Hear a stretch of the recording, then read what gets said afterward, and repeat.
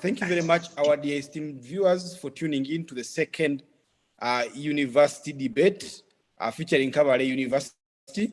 This is part of the newest engagements in under Civic Space TV. So we are going to have university competitions that will pit various universities. First of all, they will compete within the universities, and from there they'll compete against other universities. So you'll have a scenario of Makerere possibly versus Kabale University, or Kabale University versus KIU, or KIU versus IUIU, the universities in the country. So for the start, we have students from the University of Kabale who are going to discuss with us, debate the topic, the state of civic space in Uganda. How does this shrinking civic space context affect universities as a place of ideas? Now, without further ado, let me introduce this topic. We know that universities across the world are places for incubation of ideas. Some of the most vigorous debates happen on university campuses. Universities are seen and known to be places where ideas of all kinds are tolerated, ideas of all kinds are accepted. Some of the best political, social, and economic discussions, as a matter of fact, happen on these university campuses, and some of these, with time, even influence national discussions. When you go back to the 70s and the 80s, and the period around there, and read what happened, even the 60s, universities like Makerere University in Uganda, Dar es Salaam University in Tanzania, and University of Nairobi in Kenya, had students that engaged in these kinds of discussions. We're talking about possibly people like Raisi Kibaki, who studied at Makerere, who did his economics undergrad at Makerere. We're talking of people like President Yoweri Kaguta Museveni of Uganda, who was a very known student at the University of Dar es Salaam, or John Garang, the freedom fighter, the liberator of the country that we now know as South Sudan. These people engaged in this kind of debates. Those debates nurtured, those debates shaped, and through those debates, they were identified and set aside. And people knew that these are the crop of Africa's new leaders. And at that time, they debated everything. They debated religion, they debated the future of Africa, they debated the white man and colonialism, and so many other things. While the circumstances have changed, and we can't have some of those debates again now, there is so much that we can still debate. However, there is a fear that university debates are dying out, that fewer students are engaging in them. They are more preoccupied with European football, Barcelona, Man U, Arsenal, and all those other clubs, to mention a few. Now, today, we know also in Uganda that civic space seems to be shrinking. It seems to be rolling back. The state has taken actions that many have decried as attacking civic space. We've seen a couple of laws such as the NGO Act, we've seen the Public Order Management Act, we've seen the Computer Misuse Act, and other laws that seem to target civic space and civic engagement. We've also seen the activities of NGOs curtailed, some of them closed, and their funder, one of their biggest funders, known as DGF, the Democratic Governance Facility, shut down. So there is a real fear that civic space is shrinking in this country. And we know that if civic space shrinks, university debates are most likely going to be affected. So today we ask the question, how does this scenario, the shrinking civic space in the country, affect university debates? My panel is made up of 3 gentlemen and 1 lady. The lady is called Prize. The gentlemen are Godwin, Oscar, and Conrad. All, like I said earlier, are students of the mighty Kabale University. So I'm going to set the first question to the lady on the panel. Prize,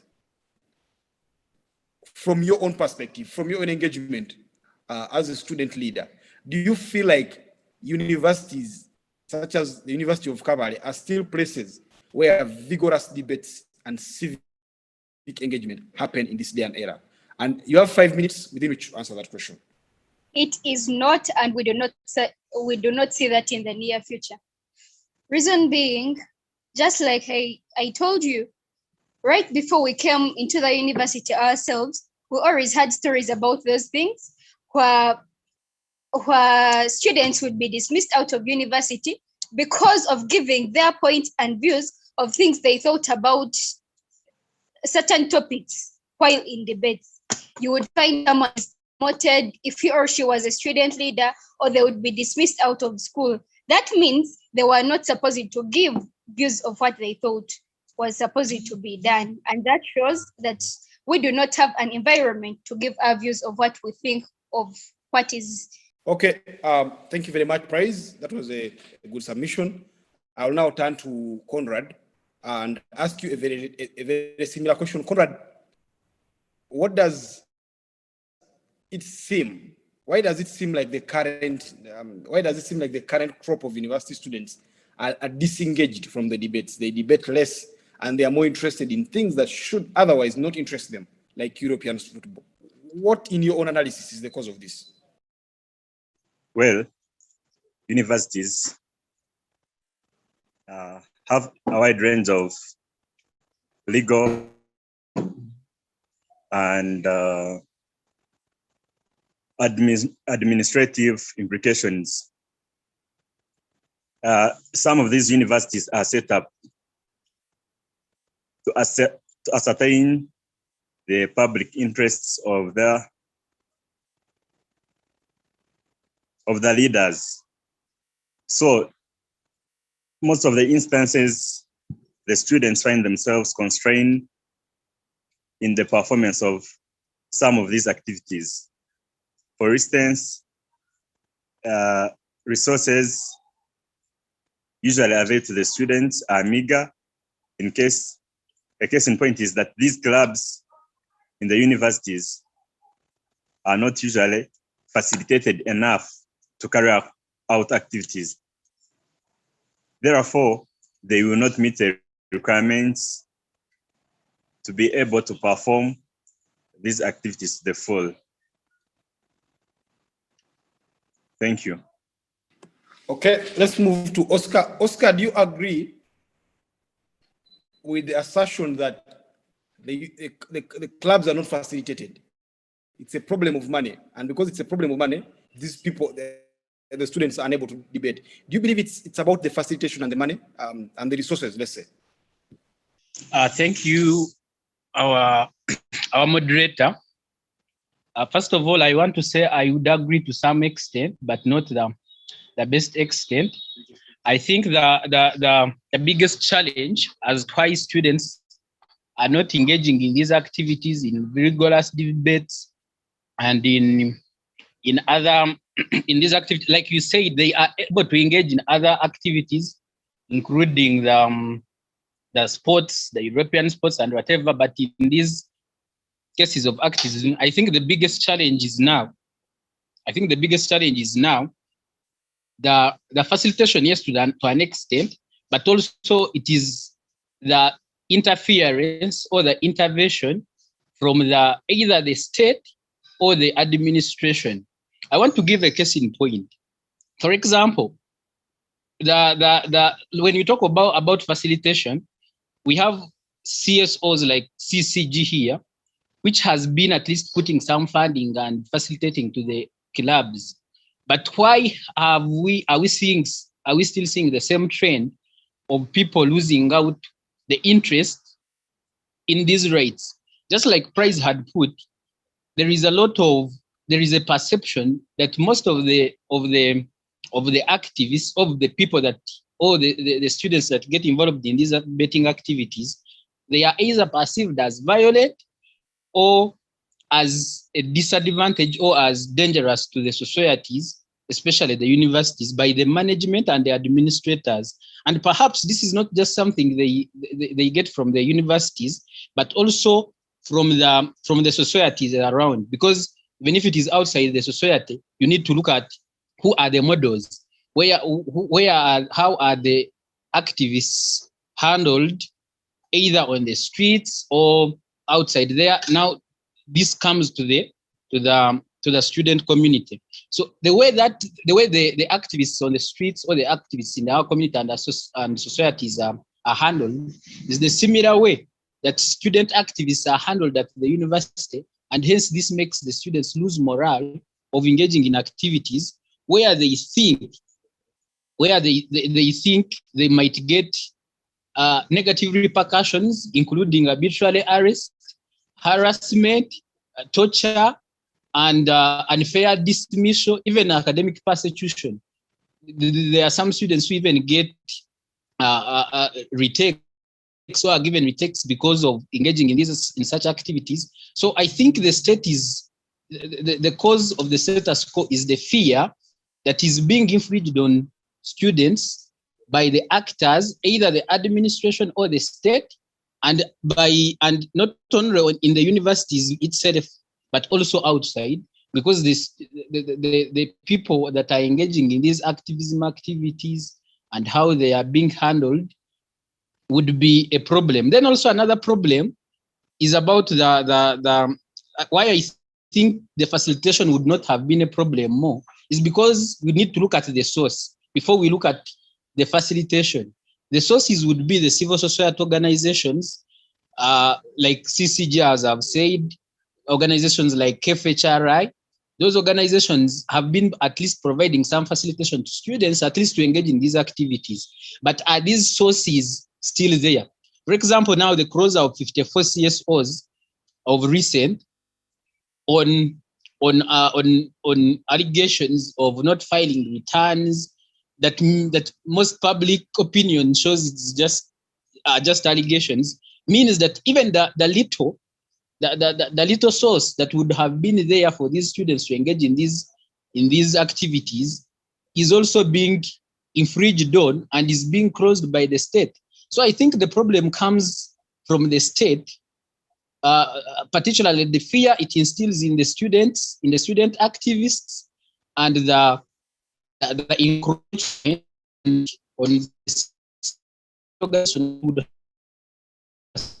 and then to Conrad's idea that facilitator has been so that the infringement on the people who would have provided also makes it very low, limiting opportunities of the student activists at the universities.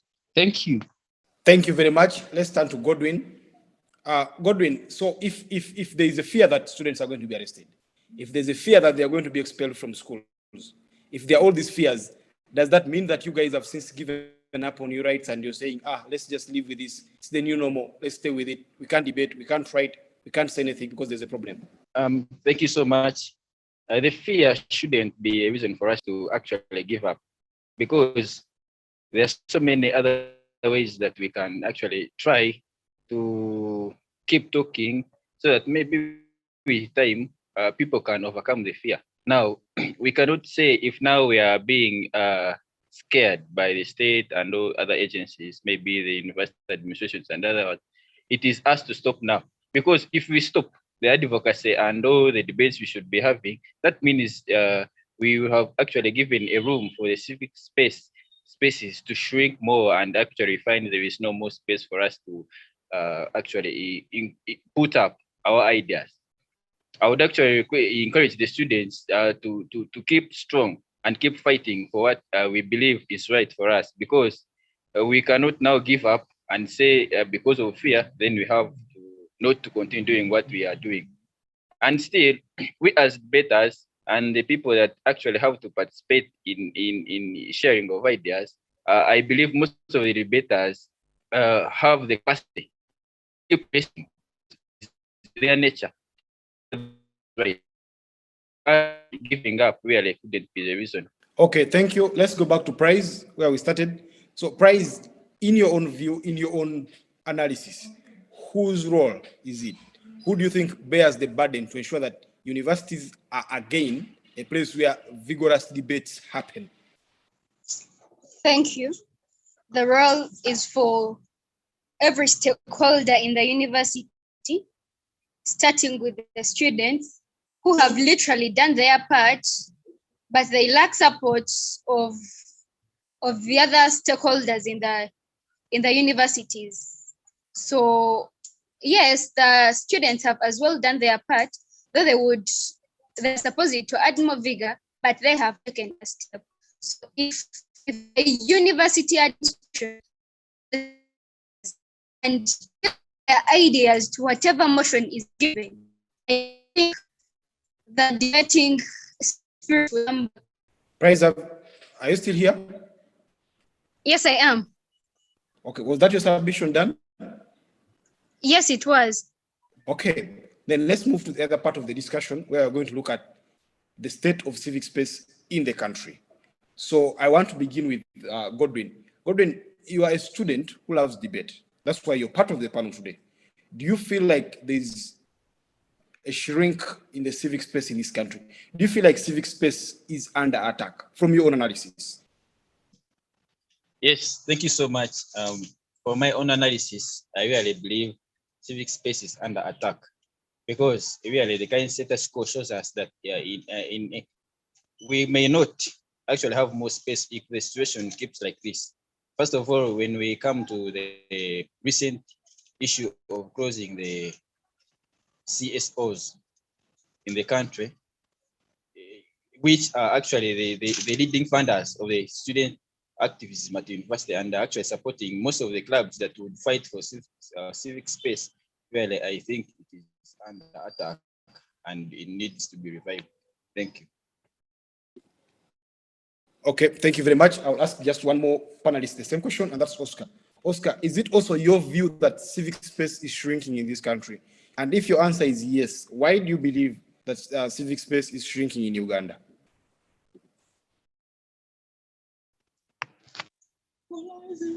Okay, thank you, our moderator. It is very true that the civic space is shrinking, and not only in the country but also in the world, because of very many different aspects. If you asked me about if it is shrinking, and my answer is yes, and you asked me why I think it is shrinking. First of all, we look at the current affairs that have been happening in the country. Maybe before I go to the current ones, let us first look at the kind of legislations and laws that are being introduced, or that are being put in place in Uganda, especially about that affect the civic space, that especially the freedom of association, the freedom of assembly, the freedom of flow of information, all those. For example, I will start with the Public Order Management Act, in which the law requires people who are having peaceful assembly or even are organizing something or in an association should have to first go and get permission from the police. Now you'd ask yourself, if civic space is about freedom of expression, despite which ideas you have, whether they are pro-government or pro-opposition, or you have an idea, and this idea should be heard. It is actually it is satire to find that you should ask, for example, from police a permission to go and demonstrate over their violations, maybe in the human rights, or the torture they put on, or the excessive force they use on arresting, for example, arresting like student activists. It will really be unfair for someone to go and look for permission, someone who is in a way, to someone who he or she is actually fighting. Then after the Public Order Management Bill, we go to the Computer and the Digital the Digital Act, in which most of the communication that is made on social media, communication made on internet is being tracked, or in a way being limited by the government, which means that actually in the wake of the pandemic, which is a public health emergency, and where we have to now shift from physical spaces to the virtual civic space, and now you're introducing such laws against the use of internet, the use of social media, even I can talk about the ban on Facebook. It means people will have nowhere to go. The pandemic itself has had effect on the civic space, because a gathering, association, those might be closed or banned in the name of the public health emergency. But then we should now shift to the virtual space. Now we have acts that are completely strict about using the social media. I will even talk about the internet, the internet tax, which replaced actually the OTT tax in an era where you would have virtual spaces. If the internet cost is being raised, then it means the civic space, which has now gone virtual, is actually getting limited. And then lastly, what my friends have said, Godwin, about the closure of the CSOs. CSOs play an important role, especially in teaching civic rights, in sensitization, in getting communities, for example, like universities, to train students about their civic rights. And it is in turn these students who go out to the community and actually preach the same gospel. So when these CSOs are being closed, it means particularly there is something that is going wrong with the civic space, which means it is shrinking. Even the closure of the DGF, the democratic government, the democratic governance facility, which has been funding some of these CSOs and funding programs that have been helping people generate ideas, have their ideas heard, or even fighting for the human rights, which also include the fundamental freedoms that make up the civic space. Thank you. That is my submission about that. Hello. Sorry, I'd gone off. My network seems to have had a challenge. So I was asking, and I was putting this question to Conrad. But Conrad, when you hear Oscar saying that the government is curtailing civic space by passing laws, by passing taxes, I mean, we all agree that the government needs the taxes. The government needs the money. Isn't it also, do you take the view that the government should restrict freedom of expression to a certain degree, to a certain extent? The extent can be discussed, or you take the view that it's not the government's role, it's not the government's business limiting freedom of expression?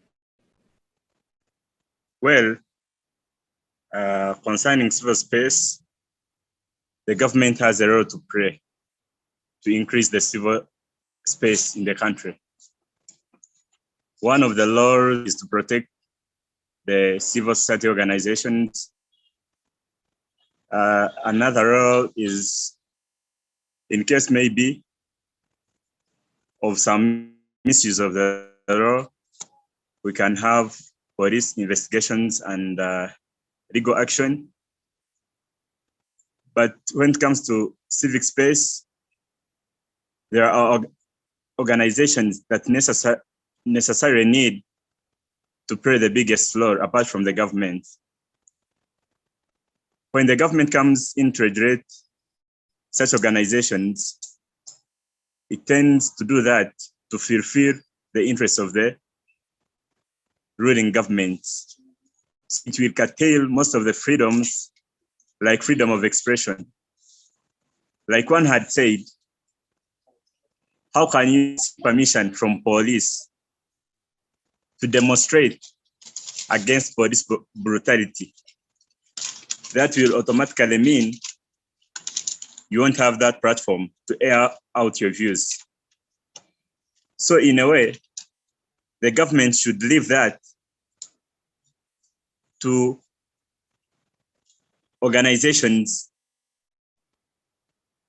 that are credible in performing such roles. We have laws, some international laws that guide such organizations on their performance. Otherwise, the government will infringe on the activities of those organizations. An example in point is what Mr. Godwin spoke of, the closure of 54 civil society organizations. This means if the government comes in to a greater extent to monitor the performance of those organizations, usually some government leaders will take the advantage to curtail the activities of those organizations. Thank you. Okay, thank you very much. So now we move back to Prize. Prize, I just want to know, we someone has already hinted on the OTT and the internet tax. So we have the new media. And this is a question that I'm going to ask each of you. We have Facebook, we have Twitter, we have Instagram, we have TikTok, we have YouTube, like the one that runs the Civ Space TV. How does the new media affect civic space and engagement at a university like Kabale University? We know for a fact that when the government blocked Facebook, the young people turned around and found a way to use it with VPN. Is there a way that it enhances debate either positively or negatively? Let's start with you, Prize. Can I please listen to the question again? Sure, I will. I was saying we have the new media. We have things like, and that includes things like Facebook, it includes things like Twitter, it includes Instagram, WhatsApp, and all the social media that you know, including, of course, internet. So in this new age, we know that that particular media has been hard to regulate, especially for governments like ours. When they blocked Facebook, I mean, there's so many Ugandans still on Facebook who simply use VPN and get full access to Facebook. So how does this new media affect civic space engagement? How does it affect debate at a university like Kabale? Does it make it easier? Does it make it harder? Does it improve the quality of debate? I just want you in 5 minutes to tell us how the new media affects civic space, civic engagement in the university. Thank you, Mr. Moderator, for the question. It is actually 50-50. It both eases it, but complicates it as well. First of all, yes, some of the information we get, some of the points we get while debating, of course, we haven't been at all those things. But through Facebook, when someone posts, you can get the information and use it as your defense while debating. From WhatsApp, from Twitter, from all those handles. Yes, you can.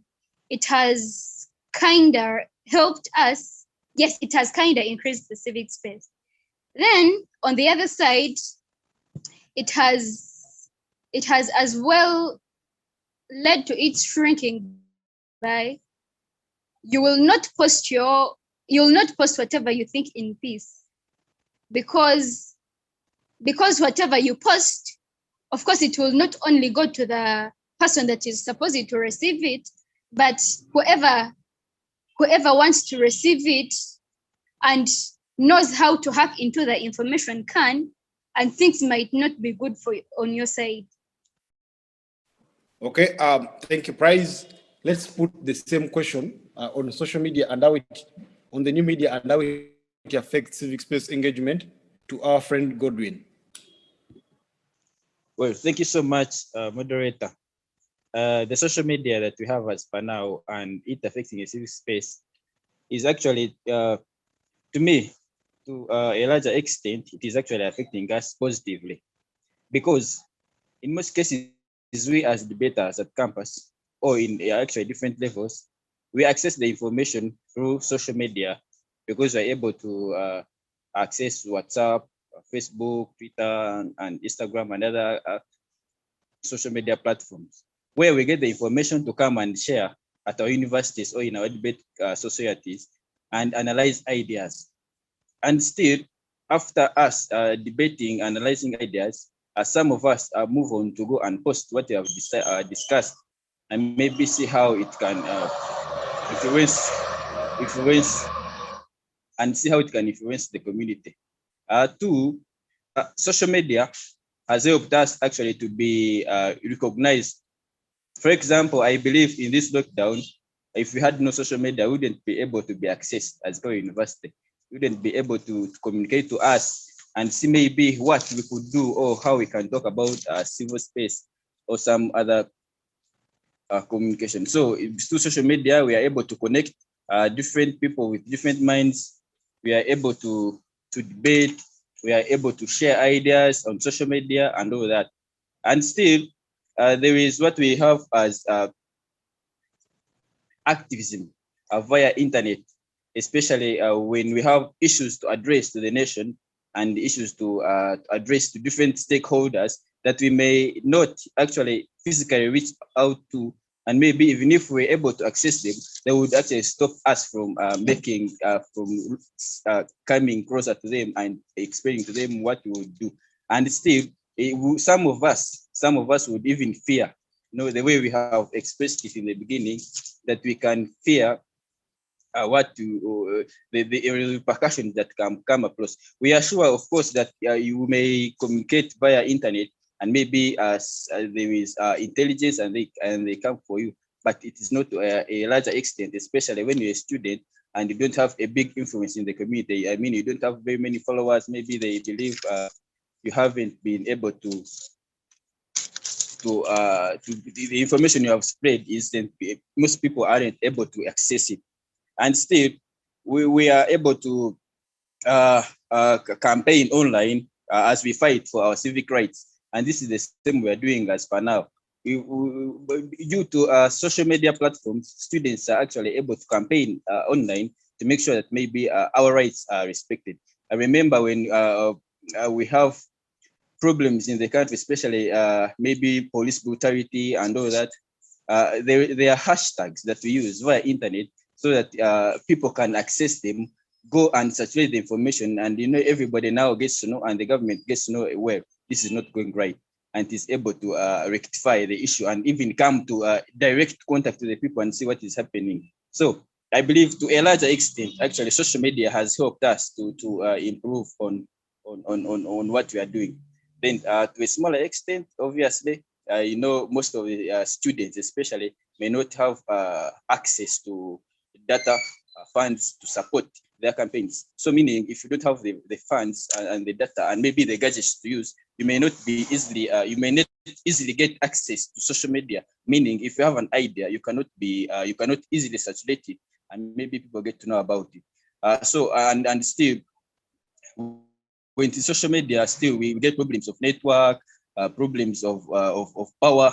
Some areas don't have power. So meaning if you are to use only social media, you cannot be able to spread the information. In any case, if at all you aren't able to access what I've said, data, power, and maybe good gadgets that could help you do that.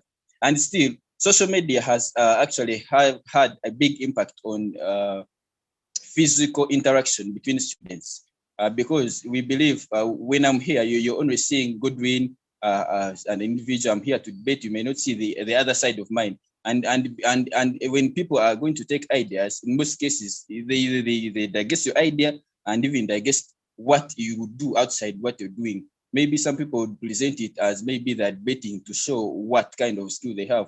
But if we interact physically, maybe after the debate or after the presentation, I would come closer and get more time to interact with an individual person to know what we do or what we should do or what should we do, so that we can be able to rectify the situation. In simple terms, we don't have enough time to interact as activists or as students or as individuals on social media. Thank you so much. Okay, thank you so much. Let's move very fast now to Oscar. Oscar, I'll give you 5 minutes to answer the same question. Does social media make debate better? Does it make debate more effective? Does it make your points, your submission, and your engagements within the universities and outside the university better? Thank you, our moderator, for today.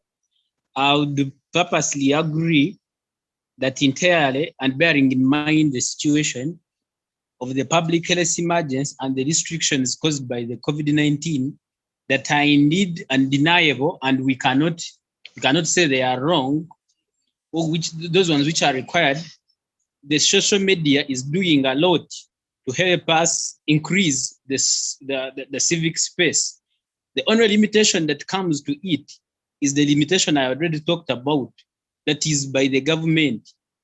Because now the social media is a virtual space, the access to data bundles or to resources that would have helped us get social media are the only problems. So now if we agree that the social media are doing a great job in increasing the civic space, how can we look at ways at how this has been possible? And this is what I will answer next. Godwin talked about the activism, the internet activism. as we are all aware, and we are shaping into the 21st century and technology, activism has always been done and has been actually better on social media. For example, using hashtag activisms on social media platforms like Twitter, like WhatsApp. We have seen campaigns like End SARS in Nigeria, which have pushed the government to actually get to effect some of the programs. We have seen online petitions to the international criminal courts or to the bodies that are responsible to governments to actually embrace all some changes or maybe release people who are arbitrarily arrested and fighting for all those freedoms. And this has been possible on social media. And now we look at we compare the physical and this kind of internet activism. Possibly the problem I said in the first submission was that most of the students are fearing to be activists because of harassment, because of torture, and because of a lot of other things. But now with virtual spaces or with social media, where people can run these campaigns, where people can freely express themselves, it is a bit visible that harassment and torture, like excessive force by the police, when people try to demonstrate physically, the torture that might be subjected to them is kind of missed, whether in an appropriate way or in another way, but we miss out on that kind of torture because we shall be online and there will be, at least it takes a lot of time to experience torture online, leave alone the few cases of cyberbullying and cyber harassment. But the state intervention, the long hand of the state in making the civic space shrink is kind of reduced when it comes to social media. That's why we are saying, yes, we are crying of the ban on Facebook, we are crying of the internet bundles, and that is a limitation, yes, but at least we still can access Facebook via virtual private networks.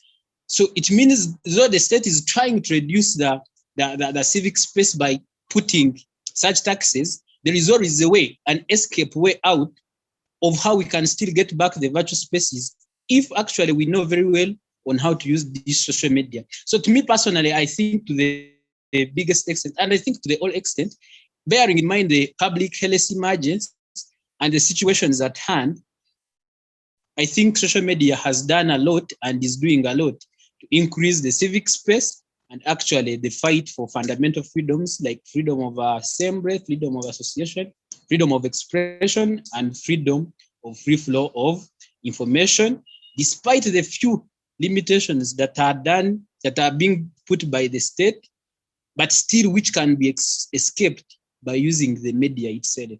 Thank you. Okay, thank you very much. Because of the significance of that question, I promise to ask each of you the same question, and I'll conclude with Conrad, then we move to the next question. Conrad, what's your take on that particular question? Does social media, does the new media help your cause as a university student, as people that want the civic space open, or does it make things even more complicated?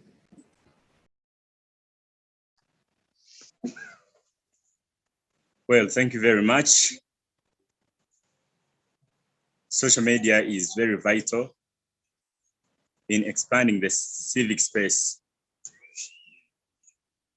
First of all, I will look at the information flow. Social media is a source of information, especially about civic rights and advocacy concerns. It is a platform for mobilization. A good number of Ugandans have adopted social media to express their interests. Despite some shortcomings like the Computer Misuse Act or the taxes that have been levied. But still, for the times we get to social media, we have a platform to advocate for the necessary civic rights. Then,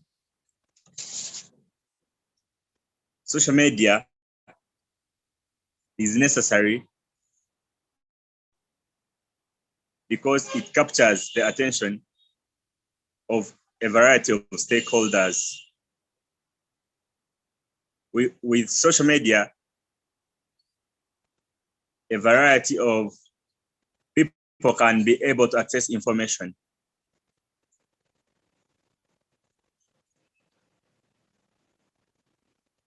This information is very helpful for the campaigns and for education purposes. There is even research. As university students, research is one of the mandates for a student to carry out. So once given this opportunity for such platforms, research can be made of how to expand such advocacy programs of about the civic rights and other necessities. Despite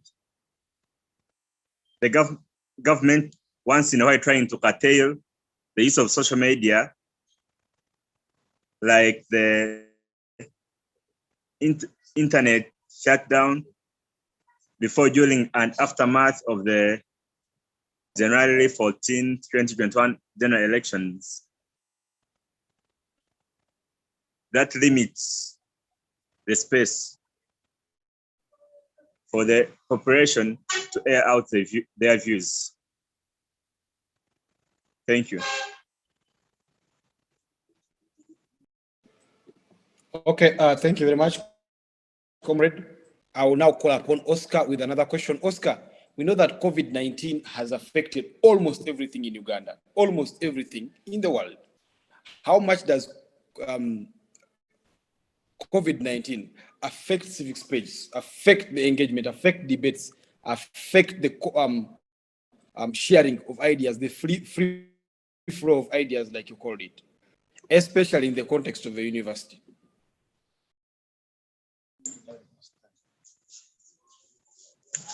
Okay, thank you, moderator, for that question. First of all, in the wake of COVID-19 pandemic, we need to look at the nature of this kind of disease. The disease being infectious and what is being done to actually put it down. We all know that after the COVID-19 pandemic hit the globe, then the schools had to be closed, including the universities, which up to now have been closed. And by this closure, it means that the physical contact has been limited and reduced to a very large extent. And if we look at the civic space, for example, within the university, we look at for example, if I start with the freedom of association, when you are at the university, you are free to make student associations, student clubs, like debating, as you say. And since this has been physically shut, that you cannot meet physically, then it means that there has been a limited space, or COVID-19 has led to a limit in the civic space or in the engagement, the freedoms of association, in the flow of information, because information would have flowed better if students were physically on ground. And then we look at where do we switch now? From the COVID-19 pandemic, we have all learned of the new terms and the new events, and we all know about the new normal. But now the new normal shall shift to the virtual. Now, in the context of the university, I would like to quickly look at the background of the school closure since March last year and up to now, and see how long it has taken for universities for some of them, not all of the universities, to shift online methods of teaching. Just looking at that from that perspective, that universities themselves are finding it hard to shift to the online, to the open distance and e-learning system, then we should know that students themselves whose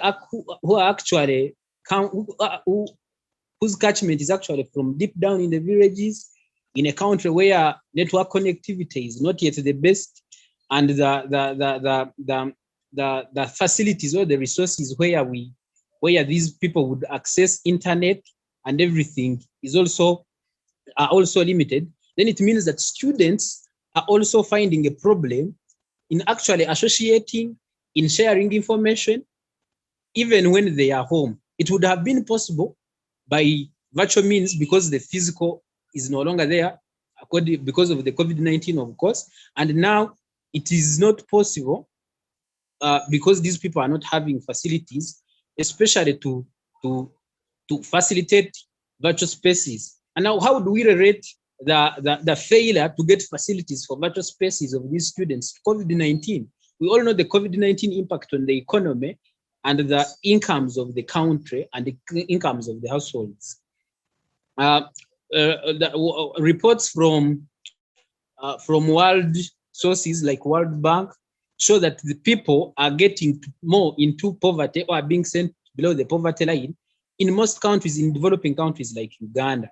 So with this civic space, we expect, with the virtual spaces, we expect that these students would at least have been able to, share information, share ideas, share get to assemble online, like we are using this conferencing thing, but the means are not there. And these people, these students come from families that are being hit, whose income are being hit by the pandemic. The businesses have been closed, the public transport, the businesses, shops and everything. Some people, some jobs like the markets have been out of place for a year now, which means that actually students, the students do not have sources because the sponsors, the people who would have given them the money, the parents and the guardians, actually do not have the money. And now this means that even with the pandemic, which left us with one option of the new normal, that is to get virtual, the pandemic went ahead to even limit what would have helped us to get the virtual spaces by hitting hard on the economy. And I think when it comes to civic space and civil rights, especially for the students at the university, I think COVID-19 is hindering a lot, despite the opportunities it has given for virtual spaces, but the hindrance is still too much. Because even if we needed to wake that spirit, as we have said, that it is being eroded, it is eroding from the students, I think the physical means or the physical interface would have been better compared to the virtual interface. But now with the limited resources because of the economic blow in COVID-19 and the failure to gather physically, it means some of the students are being completely left out from the civic space and not sharing information. They are not able to assemble, they are not able to associate, and they are not able to actually express themselves. Thank you. Okay, thank you very much. Let me now move to prize.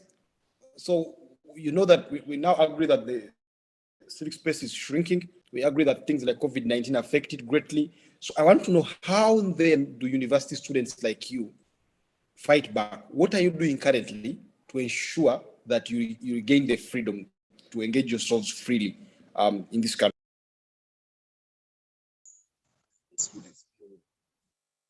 Yes, thank you. And to this shrinking space, I think one of the ways that it could be maybe awakened and stopped from the shrinking would be through clubs like the Human Rights Club. Through clubs like those, we can sensitize the people around, plus the university students themselves, because the whole university wouldn't be in the club, and we sensitize them about what should be done to bring back the shrinking space, because it is literally because of the civic space that we live so well in the day-to-day lives. Then it would still be through the advocacy campaigns. It is we to advocate for what we want and what we think is best for us. If we sleep and wait for and wait for whoever to do for us, people will not deal with what doesn't hurt them. Of course, everyone else always first deals with his or her problems. So we that are affected, we are the main people to advocate for what we think that will help us. So it can be through advocating, maybe putting posters online, since we're in this and we cannot travel to reach people far. We can put anything on Facebook, on Twitter, on WhatsApp, and it can reach people without going there, and they would help us in doing what should be done. Okay, thank you very much. Let me now turn to Godwin. Godwin, how can civil society organizations like CCG help students like yourself, the students from the University of Kabale, who are advocating for a more open civic space for engagement in an environment where it seems to get curtailed each and every day?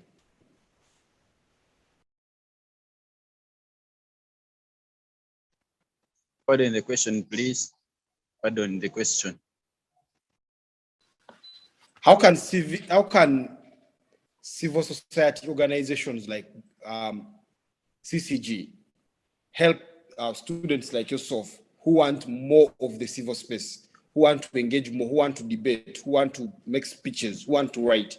So how can they help you in the fight of ensuring that civic space is open and universities like University of Kabale allow free engagement and sharing of ideas by students on the university campus?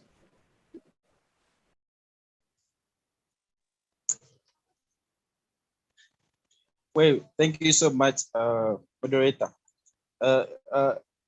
Civil society organizations like CCG can actually help us in so many ways. One of them is that they can help facilitate all our meetings, especially for debate or advocacy meetings, where we are planning to prepare and do what is necessary to make sure we create more space. In simple terms, they can facilitate meetings and maybe give some refreshments to the members that shall attend, because at university it is not easy to mobilize people and come. So when somebody knows we are going to spend a lot of time in the hall and people are coming to tell us what our rights are, and maybe we go home hungry and we don't have even time to go and eat, prepare food for us to eat, it will be not easy for students to come to attend to your meetings. But if they are sure when they are attending the meeting afterwards, after getting ideas, they can still go home after eating and maybe can plan for some other issues in the late day. Then it is better for them to actually, and easier for them to come and attend the meetings. Two, civil society organizations can also help facilitate the mentorship of the students we have at university. It is not a fact that everybody at university actually knows about their rights and how to deal with them or how to create civic space for themselves. But if they actually helped us and bring people to mentor us through our clubs, I'm speaking in the sense that most universities have clubs that actually can do such thing. So they can help to bring mentors to students, and these mentors help the students to actually go on the right track for the case of those who may not be able to know what the rights are or what civic space is. And three, the civic space, the organizations can also help us negotiate with our universities, because an organization is actually has an upper hand to talk to the university, minus it being maybe fire-backed. For example, it is not easy for the students actually to come to the university and go to explain more. What they would ask you is why basically you came to university. If you came to advocate for rights or to create civic space, or if you came for academics. I know if a university student and they ask you such a question, you must actually agree that my duty here is to do my academics and go home and maybe I relax. So it is better for the civic organizations, civic society organizations to come and negotiate with the administration so that it can give us time and space so that we can do our publications and even our campaigns. And more so, civic society organizations can actually help us publicize and publish what we will have researched and good. For example, it is not easy for university students, actually most of them, to get all the finances that are needed to publish what they need. Some of the people will come and say, if you have a better publication, if you have a better idea, they can put it in newspaper for free for you. But how do I access a newspaper? How do I go to the offices? I mean, that's also facilitation. And how do I actually do I write it on a piece of paper? I need to make it attractive. Maybe go type it and print it, and maybe take a Word document to them, and they read through it, and maybe they're able to put it into the pages in the newspaper. So that always is publication.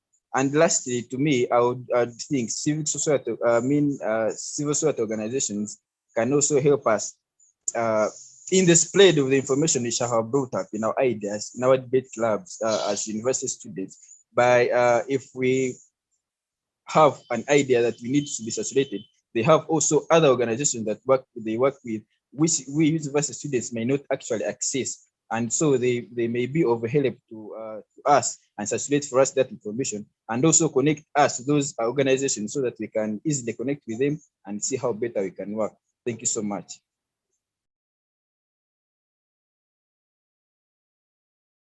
Okay. Finally, let's listen to Conrad. Conrad, how can the university administration make the university space better?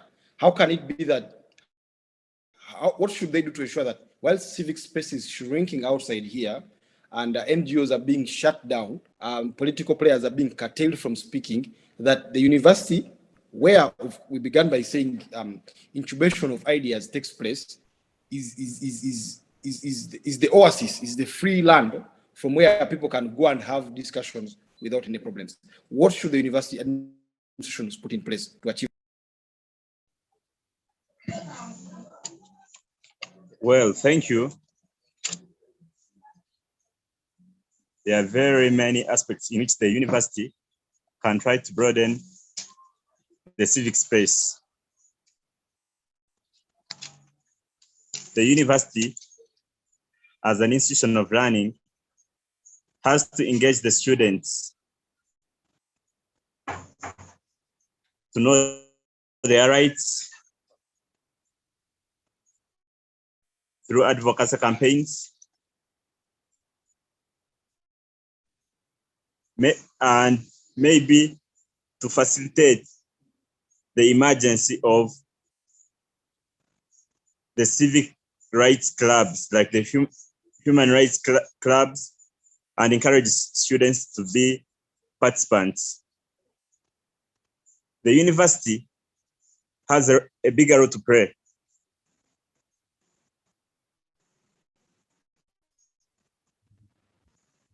When students are being admitted to universities, usually circulars are provided and guidelines of joining universities.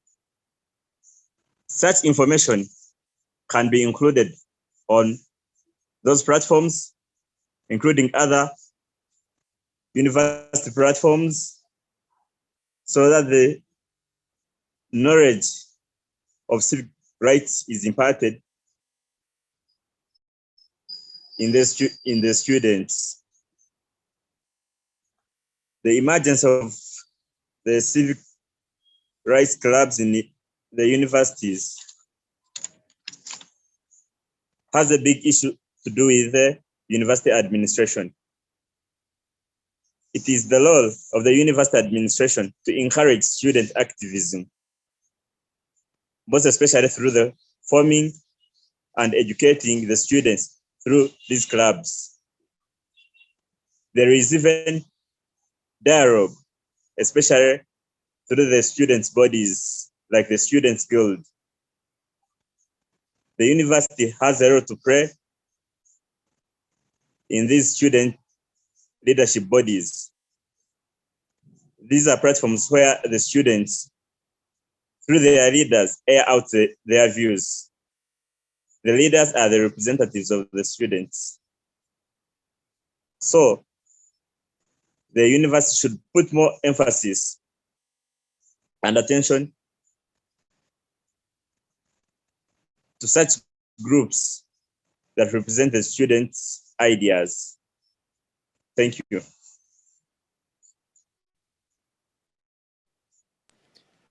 Okay, thank you very much. Now we are going to start making our conclusions. So I'm going to begin with, let's begin with Godwin. So Godwin, having had this discussion, having seen all that we've said, what would be the message you have for people out of the university who seem to be working really hard to shrink civic space? What is your message to them? What should they do? What should they know, as you can put it to them?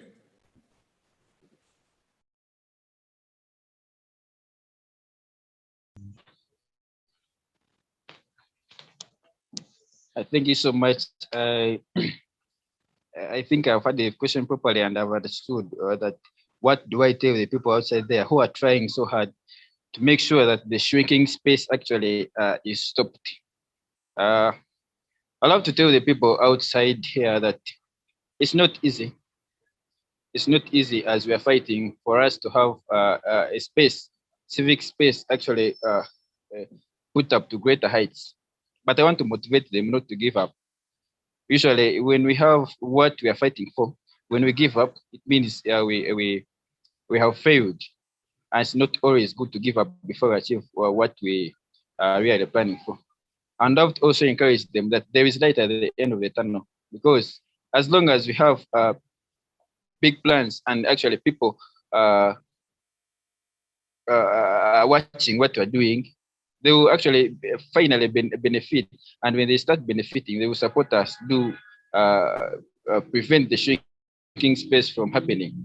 And I would love to encourage the government that should also help its citizens in a way of creating more room for civic space. Because if, according to what we have discussed today and what I usually hear, the biggest challenge is the government stopping the people from accessing the civic spaces, which is really a bad image to our government. And I believe it can come out and clarify on issues that we have put up.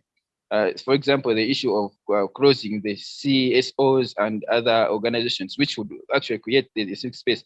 And when it clarifies, people will get to know reasons as to why actually those things happened.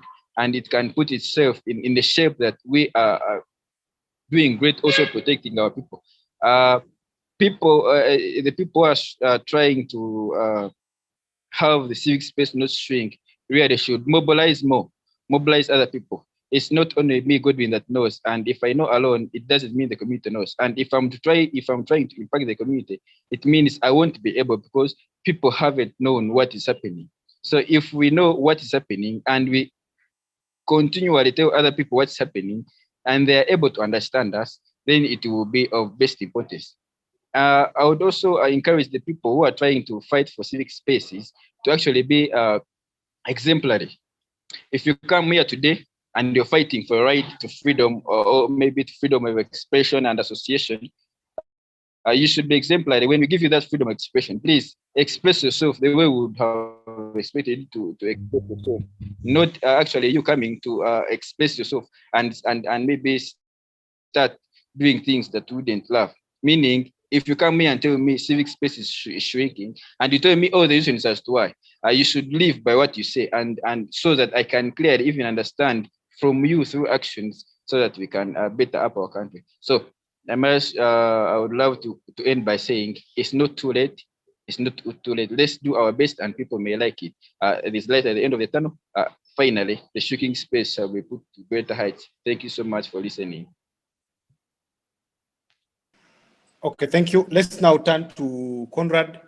Conrad, what in your view, as your concluding remarks, what in your view should university students in Uganda, not just Kabale University, what should they do to ensure that the civic space is reopened and they can engage freely once again?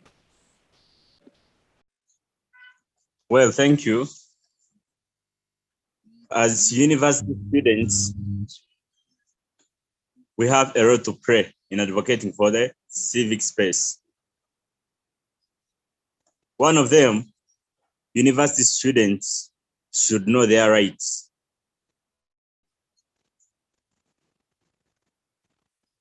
This will help them to counter-intellect any interference with their rights. There is even active participation in platforms that are availed for advocacy campaigns. Students should engage themselves in activities that air out their views, that give them platforms and a voice. Thirdly, like Godwin said, there is light at the end of the tunnel. The students shouldn't lose hope. With this shrinking civic space, the struggle continues. It is just a matter of time. They should be ready to advocate for their own rights as they wait for the other stakeholders to join their cause. Thank you.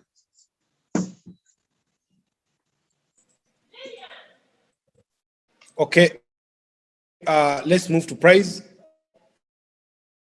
Prize, your conclusion, especially to young university female students.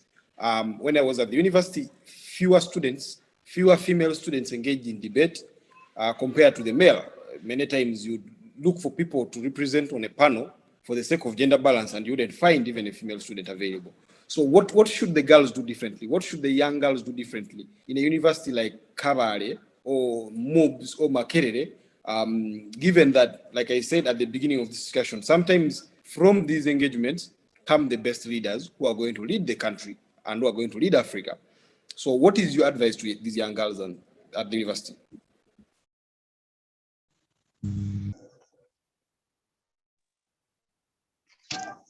My conclusion and last word to the girls at the university that do not participate in this should get to know that it's because of us that women emancipation will be amassed.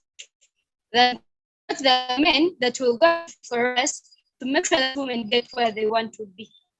It is we that have to fight for whatever we want and make sure that we are always there to fight for whatever position there is. Because if they are to ask for who is to contest for the guild president and only men show up, they will not come to look for ladies. By the time you don't contest, that means you think you're not worth it. But let us get to know that we are worth it, and we shall make it. At times, I see memes passing around saying that because women were left out in the Bible, we shall always be behind. That was the Old Testament, and I think the old was gone. We are here to lead. The future is female. That is what I believe. Thank you. Okay, finally, the final speaker of the night, Oscar. Oscar, I want to hear your conclusion, especially to the young vacists that are about to join the university. What should they do when they're at university? What kind of debate should they participate in? And how can they help to ensure that civic space is guaranteed, not just within the university, but even outside it?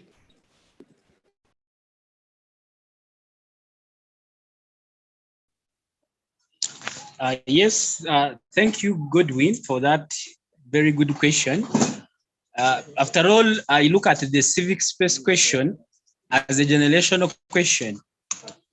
And that as the generations come on, if the trend keeps like this, then we might have no space even in the future, or we might have people who completely have no civic space and are not taking interest in fighting for it. Just like you said at the beginning, you were talking about the culture that have come up in students not getting interested in these activities, yet it was not the case in the back in the days. And I think the trend that is coming over is because the generations that have been in between there have been actually they have actually been not participating. Now, what would be my message to the vacists who are coming to the university and who actually should be the reason or should be the drive to make sure that we don't get to the generational problem I talked about, of a generation that does not know about civic space, that does not know about civil rights, and about the fight for freedom. I would encourage the vacs. I know vacs being in vacation comes with an excitement of being at the university, but there is always some things that we should always set as priorities. What should actually get out of us when we are at the university, and how do we go out of the university? The university being a marketplace of ideas, I encourage the students in the vacations to come to the university to pick ideas, and ideas that are actually to protect their own rights, in which, by the way, if these rights are protected, then the country or the generations to come will have a lot of freedom to enjoy. They will have a lot of freedom to enjoy the football. They will have a lot of freedom to participate in any other things. But if something is not done about the trend we are heading to, then people even in the next generation not be able to watch the football they want to watch. So I would encourage the vacs that when they come to the university, they should choose to belong to activism. They should choose to belong to, they should focus on their academics, but not leave out activism as well, because civic rights are the ones that would give us the future that everybody loves. And actually being fathers and parents to the next generation, they should make sure that they leave a legacy, and they should create an environment that will be good for the generations to come, thereby going into these activism activities, joining the clubs and societies that are civic rights oriented, and making sure they do their best to contribute to this national building value. Thank you for the day. Thank you very much, Oscar. Thank you, the panelists. You've all been great. Thank you, especially Prize, for allowing the rest of the panelists to use your phone. As you know, we had that initial problem, and now this is well settled. So thank you very much from us at CCG. We hope to keep engaging you. We hope to see you participate in these debates and to take on other universities successfully. All the best. Have a great day.